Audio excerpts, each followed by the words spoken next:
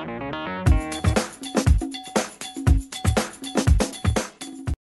at the JSE tonight for the Brightest Young Minds Initiative, which is actually an NGO sponsored by Corporate South Africa. I'm here with Fons Trompenaars, one of the most influential management thinkers alive. He's consulted with some of the biggest companies in the world. We help people in recognizing what cultural diversity is like. The risk there is you end up with a bunch of stereotypes about, oh, typically Zulu, oh, typically Afrikaans. And so what we try to then build is respect. And respect is built on the idea of that most dilemmas, most contradictions we have in life are shared amongst humanity. But the way we reconcile those differences are very culturally biased.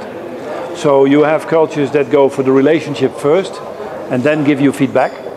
And there are cultures who start with feedback, like the Dutch, and then work on the relationship. Right?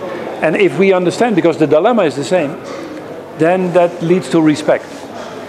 Now, once you respect and you recognize cultural differences, you need to reconcile the differences. And what we are trying to do as consultants in mergers and acquisitions, when it's corporate culture, between different ethnic groups, etc., going international, is to take the best of both worlds. We call that reconciliation, a term very well known in this country. And then finally, the fourth R is realizing and rooting. What as a leader can you do to make this second nature?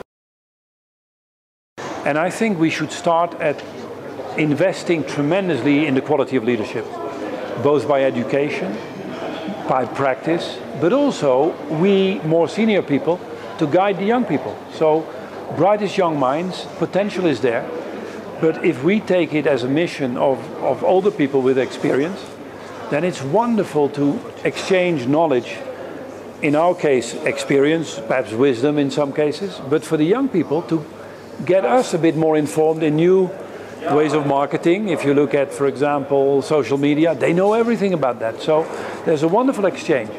So education for me is first. Secondly, companies can help young leaders to get the potential that they need, because it is a competence to deal with diverse cultures.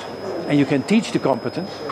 And again, the Brightest Young Minds is a wonderful program where we more, quote unquote, in some areas at least mature people, could guide them in how to do it.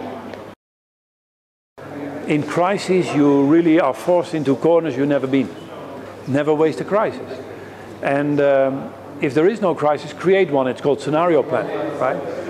So it is okay to have a crisis, but don't get, because the opposite reaction is you stumble and you lose energy.